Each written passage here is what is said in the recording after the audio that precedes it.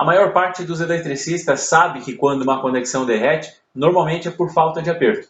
Mas você sabe por que a falta de aperto gera calor? O motivo é o mesmo pelo qual conexões bem apertadas também podem aquecer. Esse é um assunto que todo eletricista deveria dominar e por isso vai ser o tema desse vídeo. Se você gosta desse tipo de conteúdo, se inscreva em nosso canal e ative o sino de notificações. E não esqueça de deixar o seu like para nos ajudar a levar esse conhecimento para outros profissionais. Para poder exemplificar de forma mais prática, que é o que eu vou fazer em seguida, primeiro eu preciso passar o resumo do resumo da teoria. Prometo que eu vou ser o mais breve possível. Quando se começa a estudar elétrica, logo somos apresentados às leis de Ohm. As leis de Ohm, por mais simples que elas sejam, elas são a base para que se possa estudar elétrica até os níveis mais avançados. E o que diz a primeira lei de Ohm? Que a tensão em volts é igual a corrente elétrica em amperes vezes a resistência em ohms. A tensão é fornecida pelo circuito. A corrente é demandada pela carga.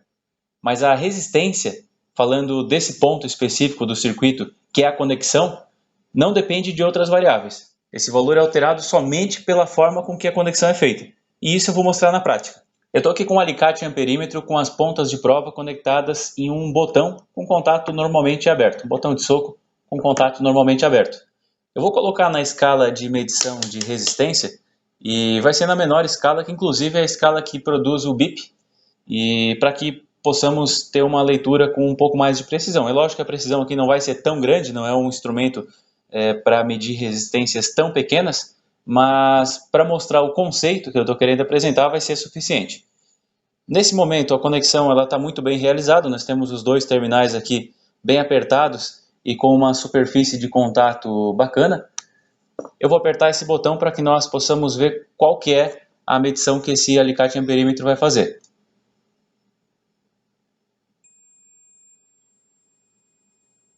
É um valor bem baixo, que fica na casa aí dos 3, 4.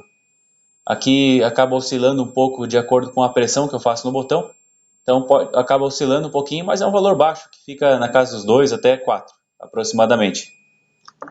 Agora eu vou fazer o seguinte, eu vou afrouxar uma dessas conexões, vou manter ela na posição, porém com o parafuso mais solto. Reparem o valor que nós teremos agora.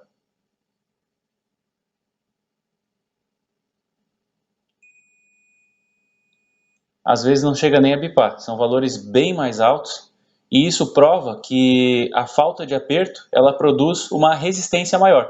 Sabendo que a resistência varia de acordo com a qualidade da conexão, vamos analisar a segunda lei de Ohm. Ela diz que a potência em watts é igual à corrente elétrica em amperes vezes a tensão em volts. Bom, se a tensão de acordo com a primeira lei é igual a corrente vezes a resistência, então na segunda lei eu posso trocar aqui a tensão por corrente vezes a resistência. Assim eu tenho que a potência é igual a corrente vezes a resistência. Aqui eu poderia substituir por corrente ao quadrado. Então se eu pegar a corrente que está passando nessa conexão, multiplicar por ela mesma e depois pela resistência que está ocorrendo nela, eu vou ter a potência em watts que está sendo dissipada nessa conexão por meio do efeito Joule. É quanta energia em watts que eu estou utilizando para gerar calor nesse ponto e jogando fora.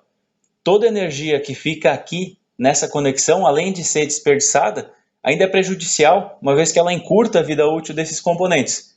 Em alguns casos extremos, acabam até por derreter o borne da conexão, impossibilitando a continuidade do uso do equipamento. Agora o ponto central do vídeo. Por que a falta de aperto gera calor? Justamente por conta do efeito Joule que eu citei. O efeito Joule é um fenômeno causado pela colisão dos elétrons enquanto eles percorrem um corpo. É como se fosse um tipo de atrito. Esse atrito gera calor e acaba causando um desperdício de energia. E quanto maior a resistência à passagem de corrente, mais atrito e mais calor. Mas mesmo o aperto sendo muito importante para evitar essa resistência, essa oposição à passagem da corrente elétrica, tem outro fator que é ainda mais importante, que é a superfície de contato. Não adianta nada eu ter uma conexão super apertada se a área onde a ponta do cabo ou do terminal encostam é muito pequena, como nesse caso. Somente a pontinha do terminal está encostada no barramento e por isso tende a ser uma conexão ruim. É necessário que se tenha uma área generosa proporcional à corrente que vai circular. e assim essa resistência não vai ser tão grande. Mesmo uma conexão sem aperto nenhum, desde que tenha uma grande superfície de contato, pode ser capaz de conduzir grandes correntes elétricas. Mas é a soma dos dois fatores, da superfície de contato adequada e um bom aperto, que faz uma conexão esquentar minimamente. Uma prova de que o aperto sozinho não é suficiente para garantir uma boa conexão são os terminais do tipo Sindal. Esses terminais são muito difundidos por conta do baixo custo e porque, para casos onde a corrente elétrica é baixa, eles costumam atender bem. Mas nos casos onde a carga demanda uma corrente maior, que fica ligada por mais tempo, é comum encontrá-los todos deformados pelo calor, mesmo estando com os parafusos bem apertados.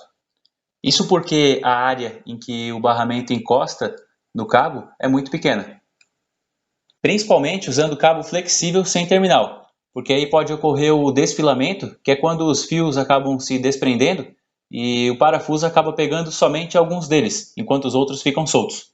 Eu já fiz um vídeo sugerindo outro tipo de borne que também é muito barato para poder substituir o Sindal, e eu vou deixar um card aí na tela para quem quiser assistir. Lembrando que esses conceitos que estão sendo passados, eles servem também para emenda de cabos, e não só para a conexão do cabo com o borne de algum componente. E agora eu vou dar algumas dicas de como realizar uma boa conexão e também como conservar uma conexão já existente. Mas antes gostaria de lembrar de deixar o seu like, caso já tenha aprendido algo até aqui. Então vamos lá. A primeira dica para uma boa conexão é inserir a maior ponta do cabo que for possível, sem deixar partes vivas expostas.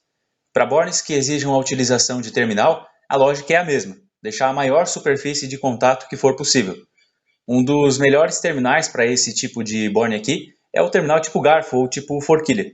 A superfície de contato é bem grande, mas eles não podem ser utilizados em bornes de disjuntor, por exemplo. Nesse tipo de borne, o ideal é o tubular ou tipo agulha. Em outros casos, o ideal é o tipo olhal. O terminal vai depender da situação que for encontrado. O terminal não serve só para garantir uma superfície de contato adequada, como para evitar o desfilamento dos cabos flexíveis. No caso do terminal tipo olhal, ainda garantem a segurança maior na questão da resistência à tração, que é outra necessidade de uma boa conexão. Isso se costuma resolver com bom aperto, mas usando terminais do tipo olhal, o cabo não vai escapar mesmo que o parafuso esteja frouxo. Como mostrado antes na equação, o calor gerado depende da corrente e da resistência. Isso quer dizer que é quase impossível ver um sinalizador como esse com os terminais derretidos por conta de má conexão. A corrente aqui é tão pequena que mesmo com uma resistência grande, seria gerado pouco calor. E esse calor seria dissipado nesses bornes grandes aqui e também no cabo, sem mesmo ser percebido. Já nos componentes que conduzem uma corrente mais alta, pequenas variações na resistência podem causar sobreaquecimento. Principalmente se a temperatura ambiente for alta, se o painel tiver os componentes muito próximos, o ideal é que haja um afastamento entre eles. Se esse painel tiver muitos equipamentos e não houver circulação de ar, se são componentes que passam longos períodos acionados, etc. E agora falando da manutenção de conexões já existentes, há dois procedimentos principais a serem feitos. À medida que a corrente circula por uma conexão, ela vai se aquecendo e se resfriando, e consequentemente se dilatando e se contraindo. Isso torna necessária a conferência do aperto dos parafusos com certa frequência. Com essa movimentação, por conta da dilatação, eles podem acabar afrouxando. Outro procedimento muito importante é limpar as conexões e eventualmente lixá-las também. Tanto a sujeira quanto a oxidação são inimigas da boa conexão. Se você gostou desse vídeo, deixe seu like, se inscreva em nosso canal e ative o sino para receber as notificações.